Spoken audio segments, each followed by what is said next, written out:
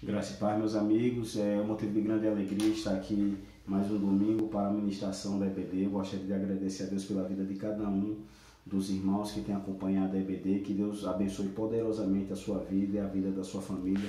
Gostaria de agradecer a Deus também pela vida dos pastores, pela vida das coordenadoras. Que Deus esteja abençoando poderosamente a vida de cada um de vocês. Para a gente dar início assim a nossa EBD, eu gostaria, se você pudesse, curvasse a sua cabeça, para a gente pedir a direção do Espírito Santo sobre essa aula. Amém? Espírito Santo de Deus, muito obrigado pelo mais um dia que o Senhor nos concede. Obrigado, ó Pai, pela a aula que o Senhor vai nos conceder, ó Pai. Que o Senhor esteja abrindo o nosso entendimento para compreender a Tua palavra. Vem nos ensinar aquilo, ó Pai, que nós possamos assim aprender contigo a cada dia, em nome de Jesus. Amém. Meus queridos, nós vamos falar agora sobre o livro de Esdras. Nós estamos terminando os livros históricos. Foi como no início dessas aulas nós falamos que o Antigo Testamento ele tem o quê? Ele é dividido em livros no Pentateuco, nos livros históricos, nos livros poéticos e nos livros proféticos. É muito bom a gente entender essa divisão. Nós já passamos por todo o Pentateuco e nós estamos terminando os livros históricos. Se nós pegarmos toda uma cronologia, Esdras, Neemias, Esther, está tudo baseado no mesmo tempo. Mas nós vamos assim estudar cada livro para que nós possamos aprender um pouco mais com cada um desses personagens. Eu gostaria que você pegasse o seu caderno aí, caneta, e anotasse alguns tópicos que eu vou dar aqui que é de suma importância para o crescimento, para o aprendizado dos irmãos. Amém? Anota aí, por favor. O livro de Esdras pode ser dividido na seguinte forma. No capítulo 1 ao 6, você vai ver o que? A primeira deportação, ou seja, os primeiros que voltaram do exílio, do cativeiro da Babilônia.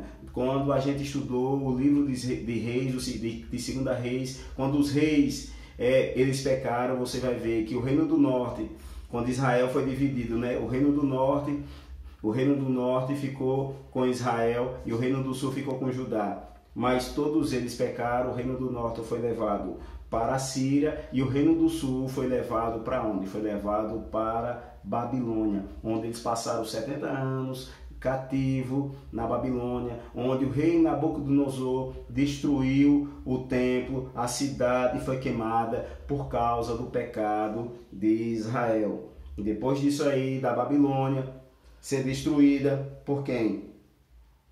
Pelo Império Medo-Persa, por Ciro. E o que foi que aconteceu? Ele autoriza os judeus a retornarem para onde? Para a sua terra. E a primeira deportação vem com quem? Não vem com Esdras, vem com Zorobabel. Zorobabel, que era um governador. Você vai ver isso aí do capítulo 1 ao capítulo 6. A primeira deportação, o primeiro retorno dos judeus exilados. Você vai ver aqui, ó, que não são chamados mais israelitas nem hebreus, são chamados de judeus por causa da tribo de Judá. E isso se segue até hoje. Até hoje. Aí você vai ver do capítulo 1 ao capítulo 6 o retorno, o primeiro retorno dos judeus para a reconstrução do templo. Aí do capítulo 7 ao capítulo 10 você vai ver quem? O segundo retorno com quem? Com Esdras. Quem era Esdras? É bastante importante nós entendermos quem era esse homem aqui. Esdras, ele era da linhagem de quem? De Arão. De Arão. Às vezes você vai ver aqui ele ensinando a lei. Ele ensinava a lei por quê? Só quem podia ensinar a lei era sacerdote. E ele era um sacerdote da linhagem de Arão. E também escriba. Escriba, esse homem aqui, ele vivia na Babilônia, como trabalhava como escriba. E ele, na segunda deportação, ele retorna para fazer a reforma religiosa da nação de Israel. Ou seja, ele traz o Pentateuco, o livro de Moisés, onde ele vai ensinar ao povo, porque o povo estava decadente da palavra de Deus. Anota aí, a cronologia do cativeiro. Quando nós vemos assim a cronologia, a cronologia, na parte que eu falei aqui do capítulo 1 ao capítulo 6, que fala do retorno de Zorobabel. Aí vamos ver aqui, ó, na cronologia aqui, ó, Zorobabel era governador, e você vai ver aqui, ó, o ministério dos profetas. Que profeta era? Do profeta Ageu e Zacarias aqui, ó. O profeta Ageu e o profeta Zacarias.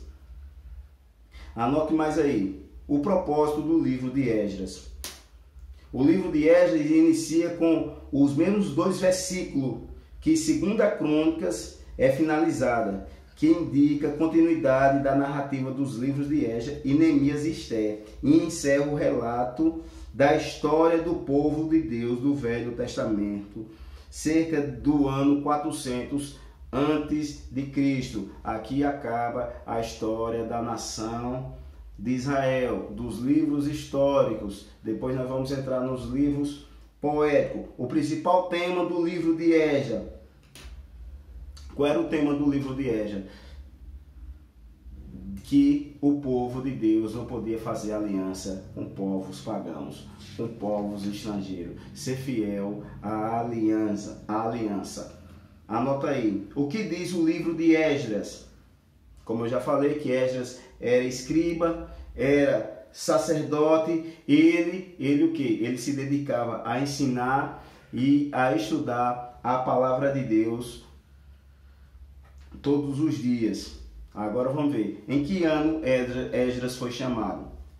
Esdras foi chamado no ano 458, segundo o regresso de pessoas com um número de 1.754 pessoas, porque o primeiro regresso veio quase o quê? 50 mil judeus que vieram com Zorobabel. Aí você pergunta, mas ele ajudou a construir o templo e as coisas?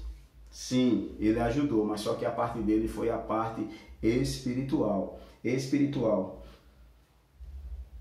Eu já falei para você onde nasceu Esdras. Esdras começou a ensinar a palavra de Deus aonde? Na festa dos tabernáculos. Você vai ver isso a partir do capítulo 9, no capítulo 10, você vai ver Esdras ensinando o povo. Interessante aqui, ó, que no capítulo 9 ele faz confissão pelo pecado do povo, ele está orando. E no capítulo 10, ó, o povo, a linhagem santa tinha se misturado com o povo pagão, que era esse povo pagão. Povo que Deus tinha proibido deles não fazer aliança, de acordo com Deuteronômio capítulo 7.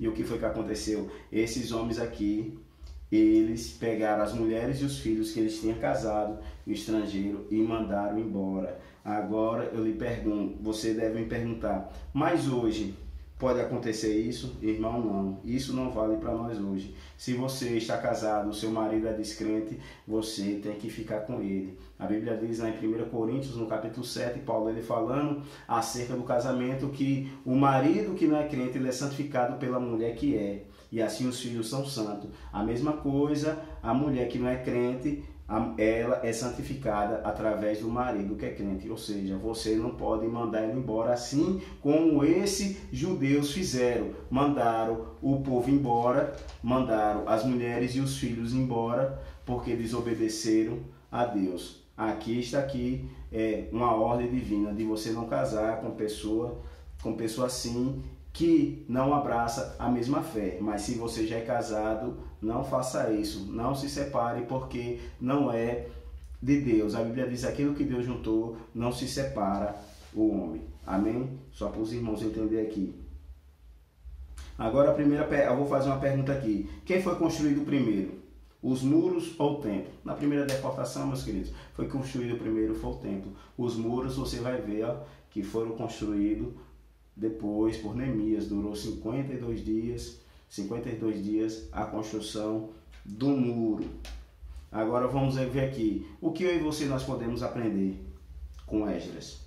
Você vê que eu e você nós podemos aprender com Esdras. Nós podemos aprender o seguinte, meus amados, que esse homem, ele se dedicou toda a vida dele a ler, a guardar e a ensinar a palavra de Deus. A palavra de Deus. E a vida desse homem aqui foi abençoada, porque ele determinou guardar a palavra de Deus no seu coração e não se contaminar com as coisas do mundo e ensinar a palavra de Deus para aqueles que necessitam ouvir a palavra de Deus. Interessante que quando ele retorna, ele traz o Pentateuco, ele traz o livro da lei, ele traz o que? A Torá, para ensinar ao povo. Isso vai de manhã até meio-dia, ele ensinando o povo. Depois você vai ver aqui, ó, quando ele está lendo, quando as festas, porque as festas estavam sendo esquecidas, principalmente a festa da Páscoa, que relembrava a libertação do cativeiro, onde eles passaram 400 anos ali sendo escravo de Faraó ali no Egito. E Esdras traz essa reforma para o povo, para que o povo se lembrasse de quê? Se lembrasse da aliança. Ó, para você ver, esse povo aqui, ele pensava que tinha cometido um pecado imperdoável, ou seja, que Deus tinha esquecido deles. Que a promessa messiânica, ou seja, do Messias que ia vir para libertar eles, tinha acabado. Que os profetas não tinham profetizado da parte de Deus, ou que eles tinham cometido um pecado imperdoável. E aqui você vai ver que Deus, ele é fiel com a sua palavra. Você vai ver aqui, ó, que Zorobabel, lá no livro de Crônicas, na genealogia, no capítulo 3, no versículo 17 e 18, você vai ver que ele é o quê? Ele é da descendência de Davi, onde veio Cristo. Aí depois lá em Mateus, no capítulo 3, você vai ver lá, ó, no capítulo 1, na genealogia lá, você vai ver que se confirma isso aqui, que Zorobabel, da linhagem de Davi, onde se cumpre o que? O Messias havia de vir.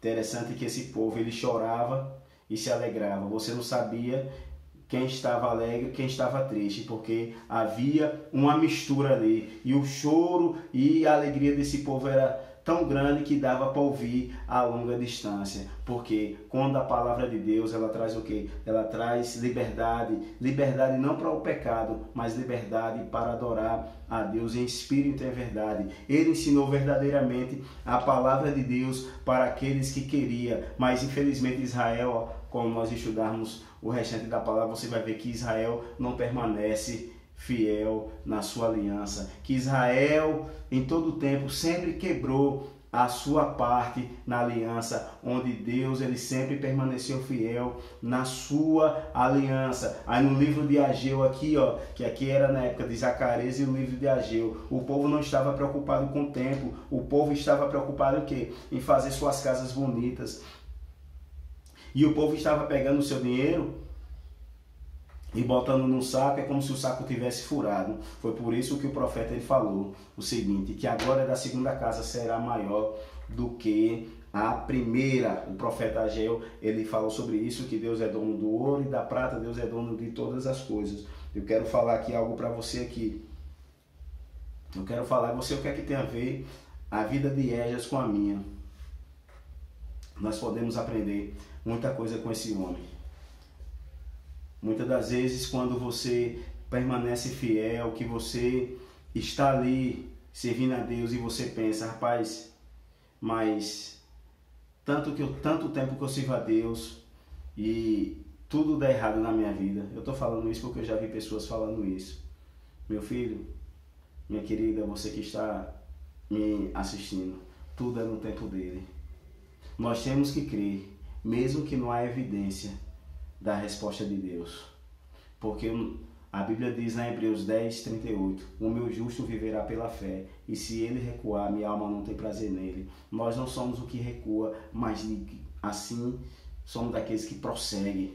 Eu não sei como é que está a sua luta, eu quero dizer uma coisa para você. Acredite, o nosso Deus é um Deus de mudar a situação. Esse povo aqui não acreditava mais que a cidade ia ser reconstruída, que Deus ia restaurar a sorte desse povo. Eles não acreditavam mais, mas havia um homem que mudou a sorte desse povo aqui. Quem? Esdras. Ele trouxe ao povo aqui, ó, a palavra de Deus. Ela vai se cumprir. Ela vai se cumprir. Quer o mundo queira, quer não. Deus não é homem para que minta, e nem filho do homem para que se arrependa. Se Deus, ele fez uma promessa para você, ela vai se cumprir. Ela vai se cumprir.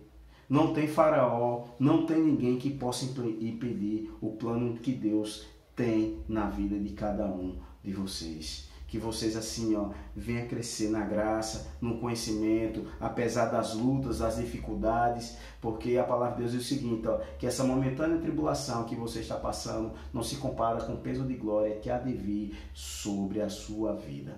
Amém? Agora vamos ver aqui, só para finalizar, a Cristologia de Esdras, anota aí. O livro como um todo aponta para a obra de reconstrução que o Senhor Jesus veio realizar na vida de uma humanidade decaída e afastada da comunhão com seu Criador. Meu querido, toda a Bíblia, ela se resume em Cristo. Todo o Antigo Testamento se resume em Cristo. Esdras aqui, todavia também será bom lembrar que Esdras mostrava como o Senhor cumpriu sua promessa messiânica, mantendo-se vivo a descendência de Davi, no qual nasceria o Messias. As passagens que eu dei para os irmãos, se os irmãos quiserem anotar aí, 1 Crônicas, capítulo 3, versículo 17 a 19, em Mateus, você vai ver a confirmação disso aí, dessa genealogia dos livros das gerações, onde se confirma a linhagem de Zorobabel até Davi, onde chega o Messias. Deus, ele é fiel para cumprir a sua palavra e ele vai cumprir a palavra dele na sua vida. Eu quero assim pedir perdão aos amados se eu não fui assim bastante claro para os meus queridos. Eu gostaria que você estudasse todo o livro. Só são 10 capítulos e é muito bom você conhecer a história, de você saber quem foi Esdras, aonde ele nasceu, por que nós temos que estudar o livro de Esdras.